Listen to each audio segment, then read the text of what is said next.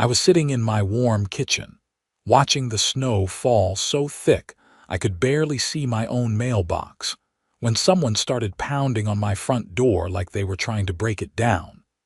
It was 7 in the morning on a Sunday, and the blizzard had started around 3 the previous afternoon.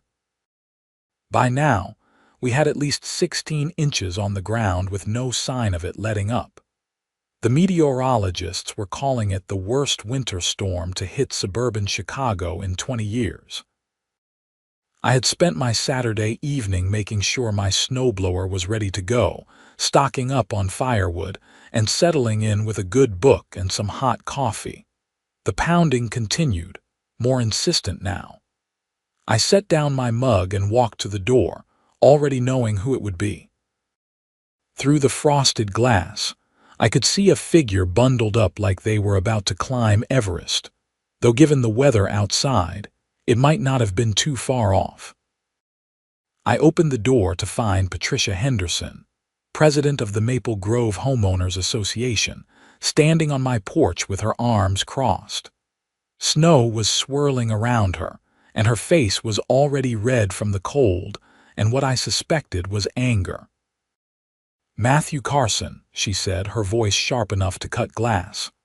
"Do you have any idea what time it is?" 7 in the morning, I replied. "On a Sunday, during a blizzard. What can I do for you, Patricia?" She thrust a piece of paper at me, the HOA letterhead barely visible under the accumulating snow.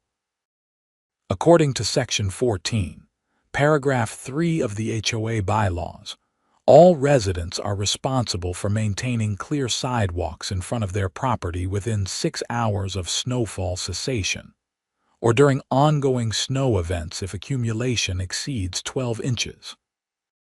I stared at her, genuinely confused. "Patricia, the snow is still coming down. It has not stopped snowing." "Which is why I am referring to the second clause," she said, speaking slowly as if I were a child. "We have exceeded 12 inches of accumulation. Your sidewalk needs to be cleared immediately." "The snow is still falling," I repeated. "If I clear it now, it will just be covered again in an hour." "That is not my concern. The rules are clear. You need to clear your sidewalk now, or you will receive a fine of $200. I looked past her at the street, where snow was drifting across everything in sight. No one was outside. No one in their right mind would be outside except for Patricia Henderson, who apparently thought HOA bylaws superseded basic common sense and the laws of nature. "Patricia, with all due respect, I will clear my sidewalk when the storm passes. Right now it would be pointless and dangerous." Her eyes narrowed. "That is not acceptable. Furthermore, as you live on the corner lot, you are responsible for both the sidewalk in front of your property and the one along the side street.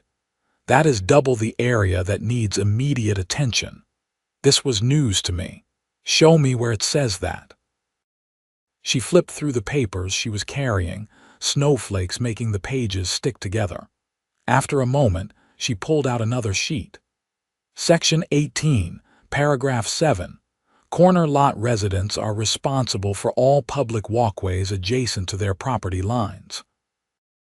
I took the paper from her and read it. She was technically correct, though I had a feeling this particular rule had been added recently. Very recently. Possibly after I had voted against her proposal to increase HOA fees last month. "When was this added to the bylaws?" I asked. "That is irrelevant. It is part of the current bylaws, which you agreed to follow when you purchased your home. I will clear the sidewalks when the storm ends, Patricia. That is the safest and most logical course of action." She pulled out her phone and began typing. "You are receiving your first warning. If the sidewalks are not clear within 2 hours, you will be fined. If they are not clear within 4 hours, you will be fined again. The fines will continue to accumulate until you comply. You cannot be serious." "I am deadly serious, Matthew. Rules exist for a reason. If we let one person ignore them, soon everyone will think they can do whatever they want. This neighborhood has standards." She turned and marched down my porch steps, nearly slipping on the ice that had formed underneath the fresh snow. I watched her get into her luxury SUV, which was running in my driveway, exhaust billowing into the cold air. She backed out and drove away, her taillights quickly disappearing into the white curtain of falling snow. I closed the door and looked at the papers she had given me. The bylaws had indeed been updated, and there in black and white was the requirement for corner lot maintenance. The revision date was from 3 weeks ago, right after the last HOA meeting that I had missed because of a work trip. My phone buzzed. An email from the HOA with the subject line, "Violation notice, immediate action required." I deleted it without reading it. I finished my coffee and watched the snow continue to fall. The weather service had updated their predictions. We were now looking at possibly 24 inches before the storm moved on. It was supposed to continue until late afternoon, maybe early evening. Around 9 o'clock, my phone rang. It was my neighbor, Tom Bailey, who lived 2 houses down. "Matt, did Patricia come to your house this morning?" "Yeah, demanding I shovel during the blizzard." "You too," she called me. "Said I need to clear my driveway and sidewalk by noon or face fines. Matt, my snowblower is broken. I was going to wait until the storm passed and then pay a service to come do it. She is saying that is not acceptable." "This is ridiculous. No one should be out in this weather." She said she is going around to every house in the neighborhood. Apparently, she decided that this storm is the perfect opportunity to enforce the snow removal bylaws. I think she is still mad about the fee increase vote. That made sense. Patricia had wanted to raise HOA fees by 30% to fund what she called neighborhood improvements, which mostly seemed to involve decorative elements that nobody wanted. The vote had failed by a significant margin, and Patricia had not taken it well. "Just wait it out," I told Tom. "She cannot fine everyone." "I would not be so sure. You know how she gets." After I hung up, I received 3 more calls from neighbors, all with similar stories. Patricia was indeed making her rounds, either in person or by phone, demanding that everyone clear their properties immediately despite the ongoing blizzard. By noon, the snow was still falling heavily. I had received 5 more emails from the HOA, each one threatening escalating fines. According to the messages, I was now up to $400 in violations. I made myself lunch and watched the weather report. The storm was moving slower than expected. They were now predicting it would not clear out until after midnight, possibly not until early Monday morning. Total accumulation estimates had been revised upward to 30 inches. At 2 in the afternoon, I heard the sound of a snowblower outside. I looked out my window to see my neighbor across the street, Bill Morrison, attempting to clear his driveway. He was making slow progress, and I could see the snow filling in behind him almost as fast as he could clear it. After about 20 minutes, he gave up and went back inside. My phone rang again. This time it was Patricia. "Matthew, I drove by your house. Your sidewalks are still not clear. You are now in violation and have accumulated $800 in fines. Patricia, the storm is still active. I am not going out in this. Then you will continue to accumulate fines. I have a responsibility to this community to ensure everyone follows the rules. You are not special. You do not get to pick and choose which bylaws you follow. No one is out in this weather except you, apparently. This is not reasonable. The bylaws do not have a reasonability clause. They are clear and specific. Clear your sidewalks or pay the fines. Those are your options." She hung up before I could respond.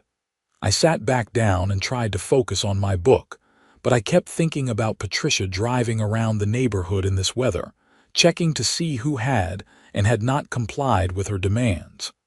The woman was obsessed. By evening, the snow was still falling, though it had slowed slightly.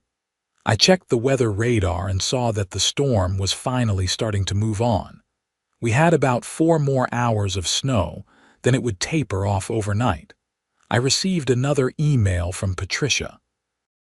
The fine was now up to $1,200. She had also sent a mass email to the entire neighborhood, listing everyone who was currently in violation. My name was at the top of the list, along with 18 other households. My phone started ringing with calls from other neighbors. Everyone was furious.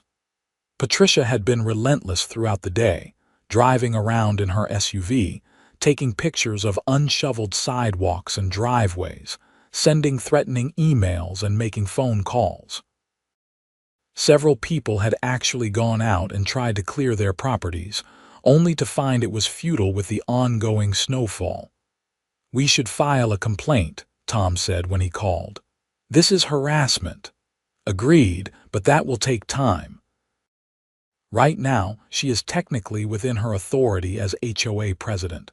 The bylaws do say what she claims they say. Those bylaws are insane. Who clears snow during an active blizzard? Apparently, Patricia thinks we should. After dark, the snow finally began to taper off. By 10 o'clock, it was down to light flurries. By midnight, it had stopped completely. The final total was just over 28 inches, with drifts in some places reaching 4 feet or higher. I looked outside at my sidewalks. They were completely buried, indistinguishable from the rest of the landscape. The street had not been plowed yet. The city was still working on main roads and would not get to residential areas until morning at the earliest. I decided to get some sleep and deal with it in the morning. I was exhausted from the stress of Patricia's constant harassment, and I was not about to go out at midnight to shovel snow in sub-zero temperatures. My phone buzzed one more time before I went to bed. Another email from Patricia. The fine was now up to $1,600, and she was threatening to place a lien on my property if I did not comply within 24 hours. I woke up Monday morning to bright sunshine and a landscape that looked like something from a postcard. Everything was covered in pristine white snow, sparkling in the morning light. It was beautiful and absolutely still. I checked my phone. 3 more emails from Patricia. The fine was now at $2,200. She had also sent another mass email announcing an emergency HOA meeting for Wednesday evening to discuss chronic violation of community standards. I ate breakfast and then bundled up to go outside. The temperature had dropped overnight, and it was now sitting at about 5 degrees Fahrenheit with a wind chill well below zero. Perfect weather for manual labor. I started up my snowblower and began working on my driveway. It was slow going. The snow was heavy and deep, and I had to make multiple passes to clear even a small section. After an hour, I had managed to clear about half of my driveway. That was when Patricia showed up. She pulled up in her SUV, parked on the street, and got out. She was dressed like she was going to a business meeting, completely inappropriate for the weather. "It is about time," she called out over the sound of my snowblower. "You are still in violation for the sidewalks." I shut off the machine. "I am getting to them. You should have done them first." The sidewalks are public walkways. Your personal driveway is secondary. I need to be able to get my snowblower out of my garage, Patricia. That requires clearing some of the driveway first. That sounds like poor planning on your part. I expect the sidewalks to be completely clear within 2 hours, or the fines will continue. She got back in her SUV and drove off, leaving me standing in the cold. I finished my driveway and then moved to the sidewalks. The front sidewalk was not too bad, but the side street sidewalk was a nightmare. Snow had drifted heavily there, and in some spots it was nearly 5 feet deep. I worked for another 3 hours, my hands freezing despite my gloves, my face numb from the cold. By early afternoon, I had finally finished. My entire body ached, and I was pretty sure I had mild frostbite on my cheeks. I went inside and thawed out, making hot chocolate and sitting by the fireplace. My phone rang. It was Patricia. "I drove by your property. The sidewalks are clear, but you piled snow in the street. That is a violation of City Code and HOA Bylaws Section 22. Where else am I supposed to put it? There is nowhere else for it to go. That is your problem to solve. Remove the snow from the street or face additional fines. You have until tomorrow morning." She hung up. I went to my window and looked out. Yes, there was snow in the street because that is what happens when you shovel sidewalks. You have to put the snow somewhere. Every house on the block had snow piled in the street from their clearing efforts. I called Tom. "Is Patricia fining everyone for snow in the street? Just you, as far as I know." "Matt, I think she has it out for you specifically. Because I voted against her fee increase. Probably. She is vindictive like that. Remember when the Johnsons painted their shutters without HOA approval? She made their lives hell for 6 months." I remembered. The Johnsons had eventually sold their house and moved away, citing the toxic HOA environment. I spent the rest of Monday moving snow from the street to my yard, a backbreaking task that took until after dark. I had to haul it in a sled because there was nowhere nearby to put it. Tuesday morning, I received another email. Patricia had driven by and determined that there was still too much snow in the street near my property. More fines. That was when I decided enough was enough. I had a friend named Rick who ran a landscaping company. In winter, he operated several commercial snow removal trucks with plow attachments. I gave him a call. "Rick, how would you like to make some easy money, always? What do you need?" "I need to rent one of your plow trucks for tomorrow night, and I need you to show me how to operate it." "What are you planning, Matt?" "Let us just say I am going to comply with some HOA demands in a very specific way." Rick laughed. "I have heard about your HOA president. Everyone in town has. She is notorious. Sure, I will help you out. This sounds entertaining." We arranged for me to pick up the truck on Wednesday afternoon. Rick spent an hour showing me how to operate the plow, how to angle it, how to control the height and speed. It was not too complicated, especially for what I had in mind. The emergency HOA meeting was scheduled for 7 o'clock Wednesday evening at Patricia's house. She lived in the nicest house in the neighborhood, a large colonial with professional landscaping and a circular driveway. She liked to host HOA meetings there to remind everyone of her status. The weather forecast for Wednesday was perfect for my plan. Another storm system was moving in, expected to drop another 8 to 10 inches starting late afternoon and continuing through the night. I attended the HOA meeting, mostly to keep up appearances. About 20 people were there, which was a good turnout for our neighborhood of 45 homes. Most people usually skipped these meetings because they were boring and Patricia dominated every discussion. She started the meeting by projecting a screen showing all the violations from the previous weekend storm. My name was highlighted at the top. "This is unacceptable," Patricia said, her voice echoing in her large living room. "We have clear rules about snow removal, and yet nearly half of this neighborhood chose to ignore them. This shows a complete lack of respect for our community standards." "Maybe the rules are unreasonable," someone called out. It was Sarah Chen, who lived on the next block over. "You are demanding we shovel during an active blizzard.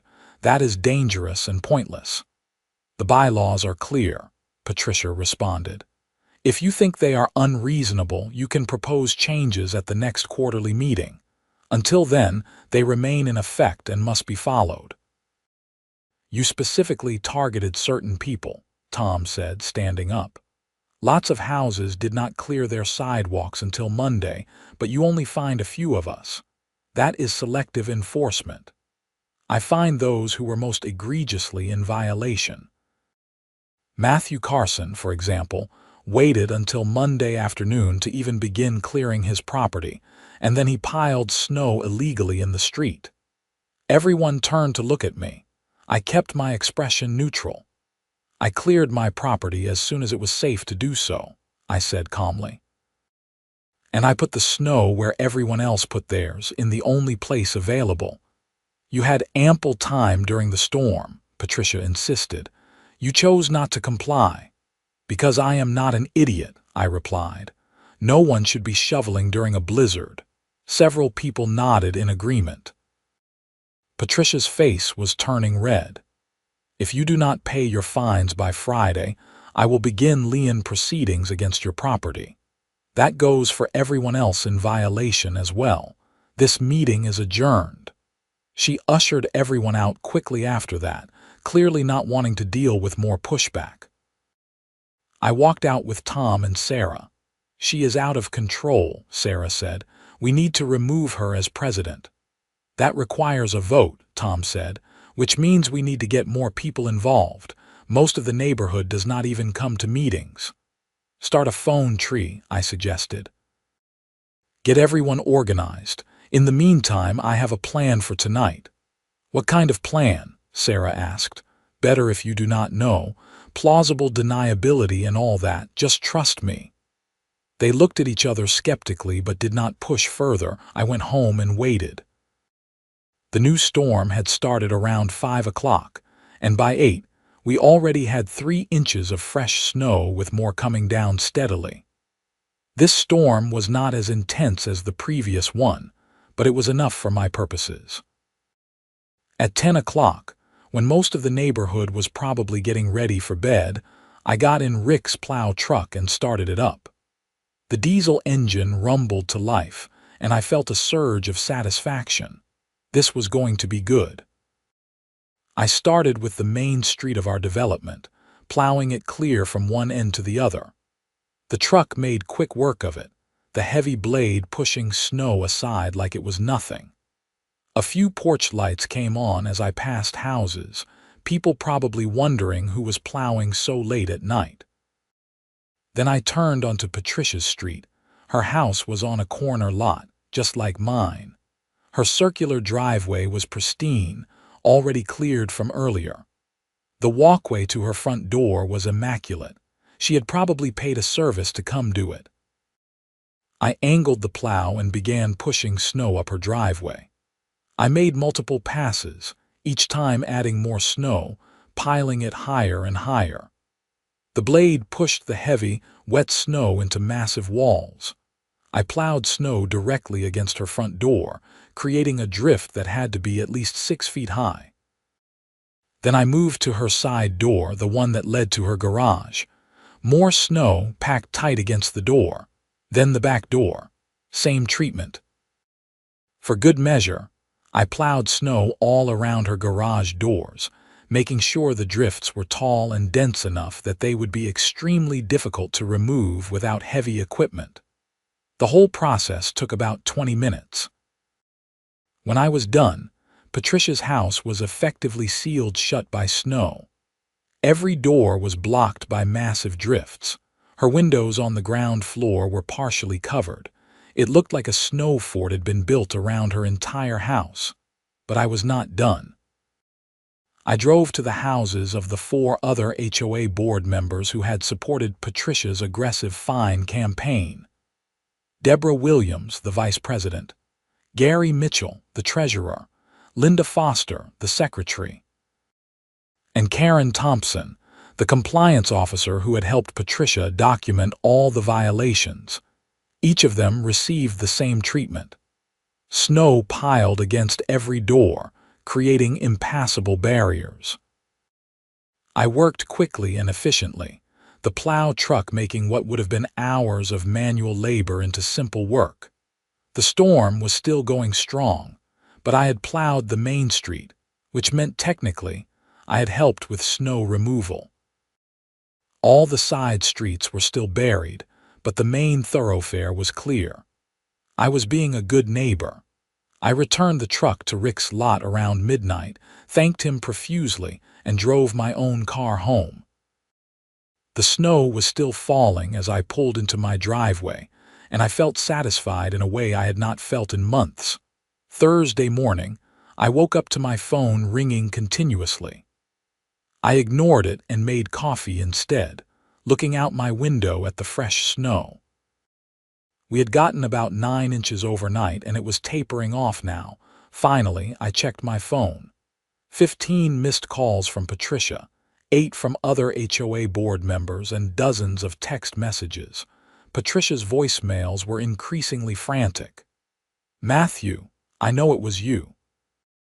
I know you are responsible for this. You have committed property damage and vandalism. I am calling the police. You are going to pay for this." I smiled and deleted them. Around 9 o'clock, there was a knock on my door. I opened it to find 2 police officers standing on my porch, looking cold and annoyed. "Matthew Carson?" the first officer asked. "That is me. We have had a complaint from a Patricia Henderson. She claims you vandalized her property with snow. Do you know anything about that?" I was out late last night helping clear the main street with a friend's plow truck. I wanted to make sure people could get in and out of the neighborhood safely. "Is that a crime?" The officers looked at each other. The second one spoke up. "Mrs. Henderson claims you deliberately plowed snow against her doors, trapping her in her house." "Well, the snow has to go somewhere," I said reasonably. "When you plow a street, the snow ends up on the sides. Sometimes it piles up against driveways and walkways. That is just how snow removal works." She seems to think it was intentional. "Officer, I was out there for over an hour in the middle of a snowstorm, clearing streets so people could drive safely. If some snow ended up in inconvenient places, that is unfortunate, but it is a side effect of snow removal. I am sure you have dealt with similar situations before." The first officer nodded slowly. "We get complaints every winter about plow drivers blocking driveways and walkways. It is not illegal. It is just an unfortunate consequence of clearing snow." "Exactly," I said. "I was trying to help the neighborhood. I am sorry if Mrs. Henderson was inconvenienced, but I did not do anything wrong." The officers took down some notes, asked a few more questions about what time I was out and what streets I had plowed, and then left. They did not seem particularly interested in pursuing the matter further. About an hour later, Patricia called me directly. I almost did not answer, but curiosity got the better of me. "You think you are clever," she hissed, "but I know what you did. You deliberately targeted me and the board members." "I plowed the main street," I said calmly. "The snow had to go somewhere. You blocked every single door to my house. I had to climb out a window to get out. Do you have any idea how humiliating that was?" "Sounds like a side effect of living on a plowed street. Maybe you should file a complaint with whoever was doing the plowing." "Oh wait, that would be me, the person trying to help the neighborhood clear snow. You know, following those bylaws you are so fond of. This is not over. I am taking this to the board. We are going to expel you from the HOA." "You cannot expel someone from an HOA. I own my property. The HOA is a condition of ownership, not a club you can kick people out of." She sputtered for a moment, clearly not having thought that through. "Then we will fine you. We will fine you so much you will have no choice but to sell and leave." "For what? Clearing snow from the street, being a helpful neighbor. Good luck with that." I hung up before she could respond. The neighborhood grapevine was working overtime. By afternoon, everyone knew what had happened. The reactions were mixed. Some people thought I had gone too far. Others thought it was hilarious and exactly what Patricia deserved. Most people fell somewhere in the middle, acknowledging that what I had done was petty but understandable given Patricia's behavior. Tom called me laughing. "Matt, you actually did it. You actually sealed her in her house with snow. That is legendary." "I was just clearing the street," I said innocently. "Sure you were. And I am sure it was purely coincidental that the 5 people who got the worst of it were Patricia and her supporters on the board." "Snow has to go somewhere. You are my hero, man, seriously. Someone needed to stand up to her." Sarah called me later with a more serious tone. "Matt, I appreciate the sentiment, but this might make things worse. Patricia is vindictive. She's going to come after you hard now." "She was already coming after me. At least this way I got some satisfaction out of it. Just be careful. I would not put it past her to try something drastic." Sarah was right to be concerned. Over the next few days, Patricia launched a campaign against me that was impressive in its petness and scope.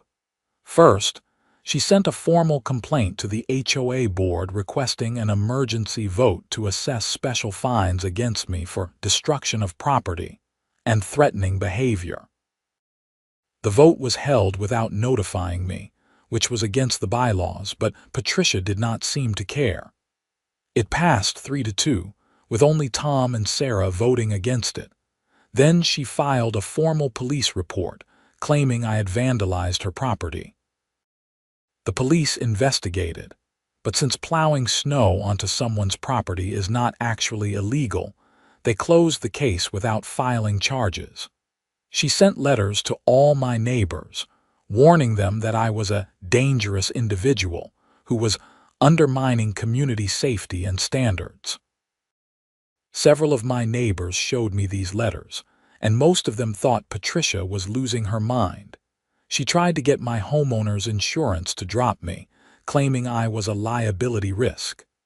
My insurance company laughed at her and told her to stop calling. She even tried to get the city to revoke my occupancy permit, claiming my house was not up to code.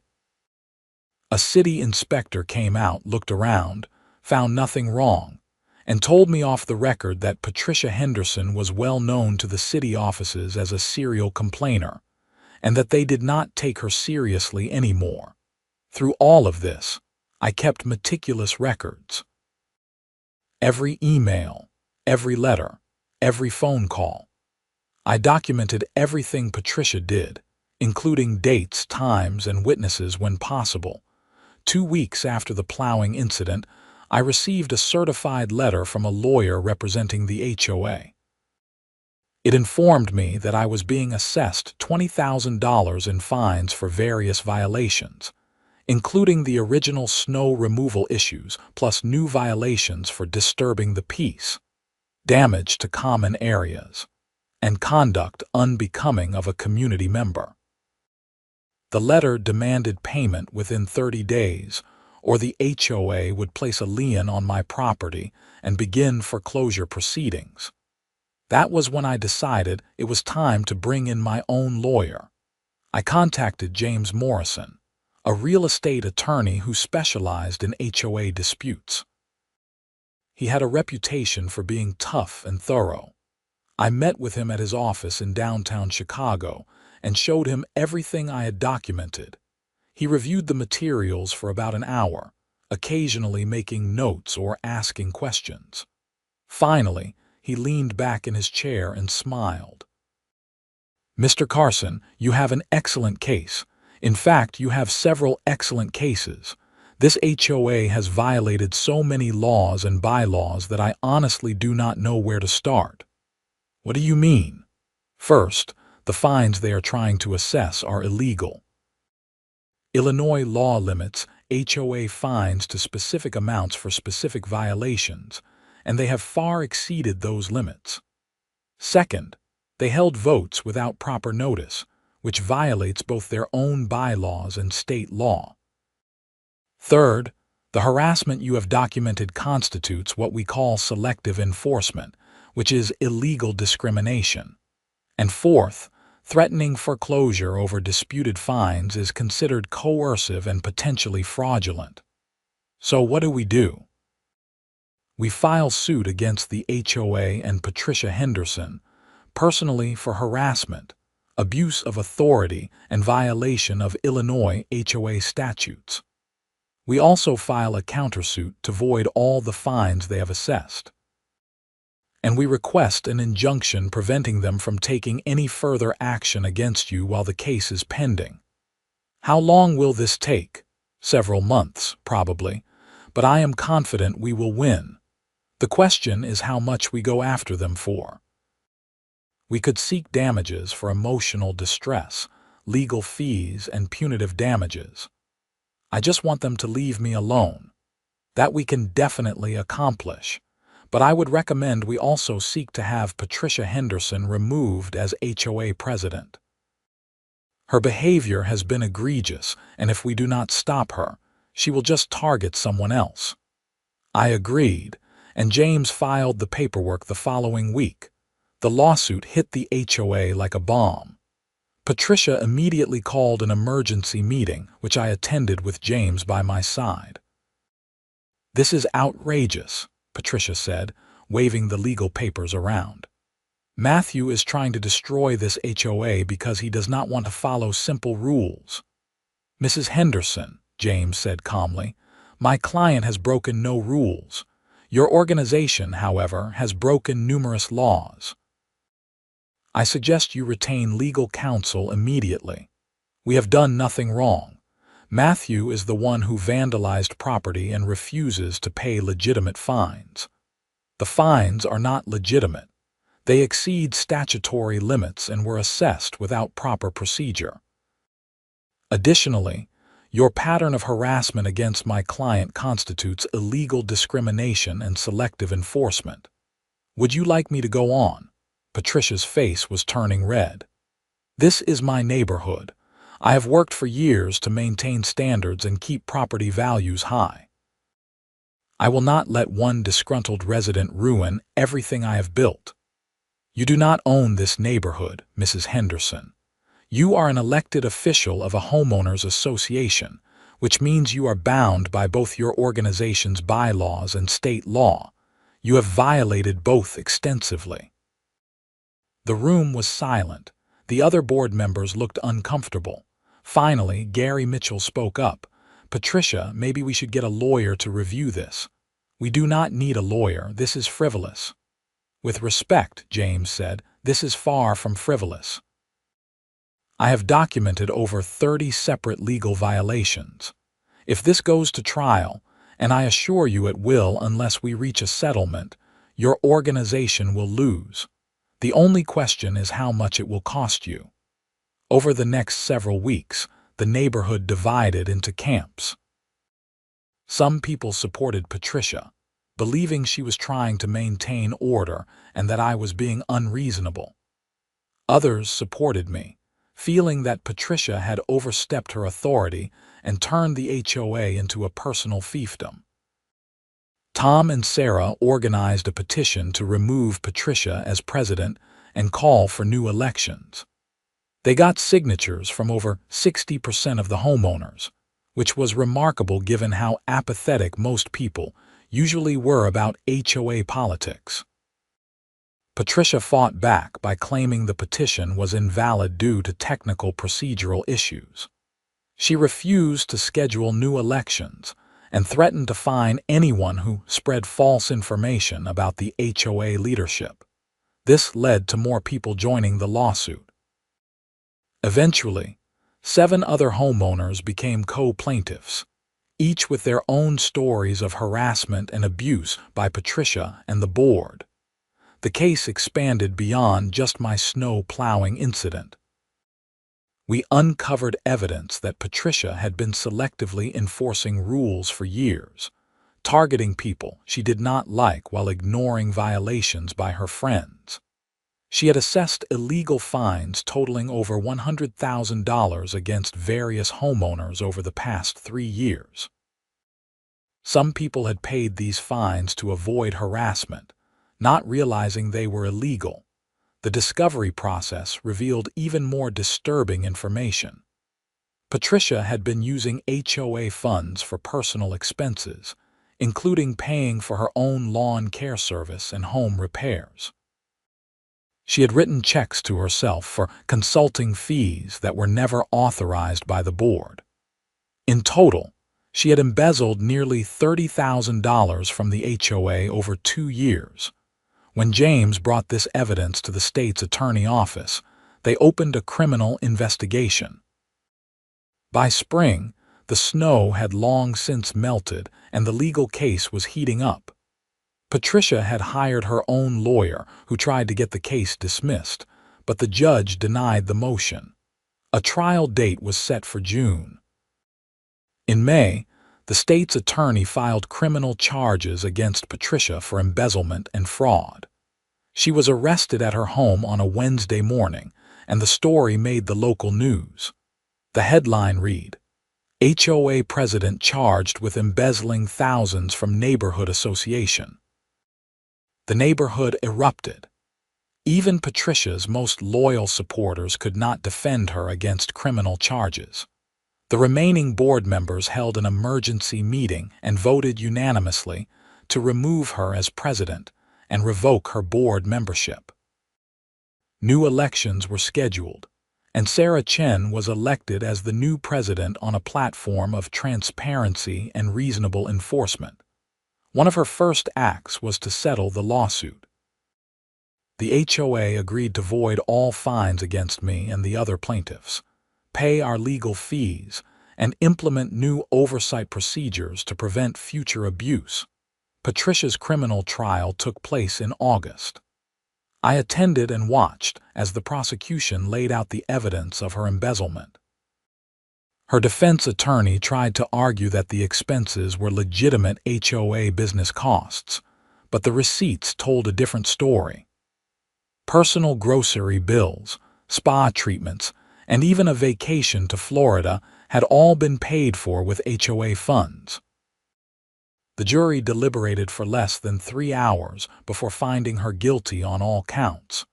She was sentenced to 18 months in prison and ordered to pay full restitution to the HOA. I felt a mix of emotions watching her sentencing. Part of me felt vindicated.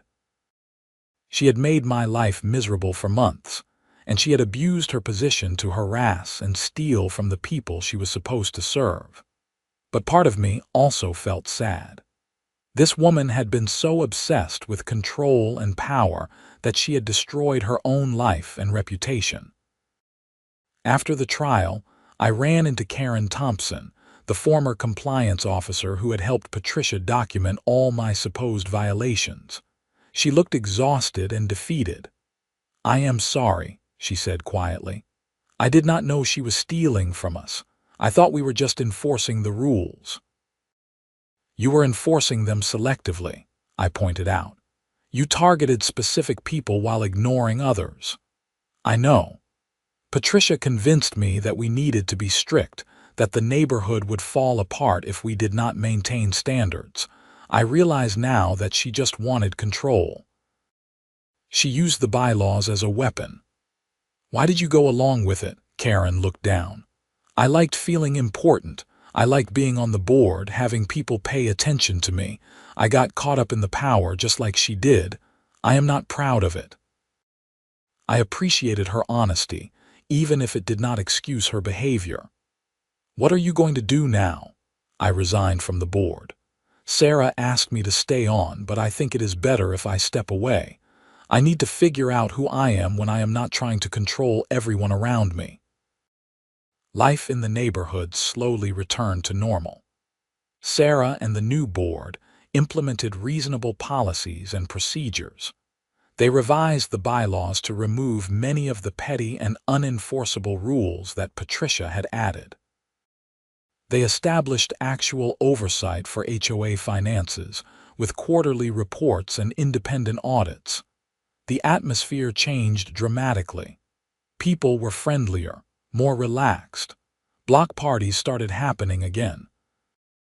Kids played in the streets without worried parents hovering nearby afraid of HOA complaints. It felt like a community again, instead of a police state. I never received another HOA violation notice. When winter came around again, I cleared my sidewalks after the snow stopped falling, just like everyone else. No one harassed me about it. No one threatened fines. It was such a simple thing, but it felt revolutionary after the previous year. Tom and I became good friends. We started a tradition of having coffee together every Saturday morning, discussing neighborhood issues and making sure the new board stayed accountable. Sarah would sometimes join us, and we would talk about how to keep the HOA focused on actual community building rather than petty enforcement. One Saturday in December, almost exactly a year after the plowing incident, Tom asked me if I regretted what I had done.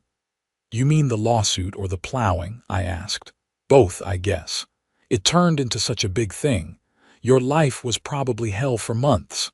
I thought about it. "No, I do not regret it. Someone needed to stand up to her. If I had not, she would have kept abusing her power, and who knows how many more people she would have hurt. The neighborhood is better off now." "What about the plowing specifically? That was pretty extreme," I laughed. "That I might regret a little. It was petty and childish, but it also felt really good at the time, and it did get everyone's attention. Sometimes you have to do something dramatic to make people wake up and see what is really going on." "Well, it is certainly a story you will be telling for years." He was right about that. The story of how I plowed snow against the HOA president's doors became legendary in our neighborhood and beyond. Friends would ask me to tell it at parties. Neighbors would bring it up whenever HOA issues came up. It became a cautionary tale about the dangers of petty bureaucracy and unchecked authority. But for me, the real story was not about revenge or getting even. It was about standing up for myself and my neighbors when someone with power was abusing it. It was about recognizing when rules stop serving their intended purpose and become tools of oppression. And it was about the importance of community accountability and oversight. Patricia got out of prison after serving 11 months. I heard she moved to another state to live with her sister. I never saw her again, and I was fine with that. I did not need closure or an apology. I just needed her to be out of my life and unable to hurt anyone else. The HOA still exists, of course. It has to, because our neighborhood requires one for certain legal and maintenance issues. But it is a fundamentally different organization now. It serves the homeowners instead of controlling them. It facilitates community instead of policing it. And it operates with transparency and accountability instead of secrecy and arbitrary authority. Every so often, when we get a big snowstorm, someone will joke about whether I am going to plow anyone's doors shut. I always smile and say those days are behind me. And they are. I do not need to resort to petty revenge anymore because the system actually works now. The HOA is what it should have been all along. A tool for neighbors to work together, not a weapon for one person to wield against everyone else. But I will admit, sometimes when I am out clearing my sidewalks on a cold winter morning, I think about that night I drove the plow truck through the neighborhood, sealing Patricia's doors shut with massive walls of snow. I think about the satisfaction I felt, the sense of justice served. And I smile to myself, knowing that sometimes, just sometimes, a little bit of petty revenge is exactly what the situation calls for. The key is knowing when to use it and when to put it away. I used it once. It accomplished what I needed it to. And then I moved on to more constructive methods of solving problems. That is the difference between being petty and being strategic. In the end, my sidewalk snow plowing incident became a catalyst for real change in our neighborhood. It exposed corruption, ended abuse, and created a better community for everyone. Not bad for a few hours of work with a plow truck on a snowy winter night. And every time I see a snowplow working on our streets now, pushing snow aside to clear the way for traffic, I am reminded that sometimes you have to push back against obstacles, even if it creates some temporary mess. The important thing is what you build afterward, once the snow melts and spring arrives. We built something better, something stronger, something more just. That is a legacy I can be proud of, even if it started with me being petty enough to seal my HOA president's doors shut with snow. Sometimes the end really does justify the means, especially when the end is justice, and the means is just frozen water strategically relocated.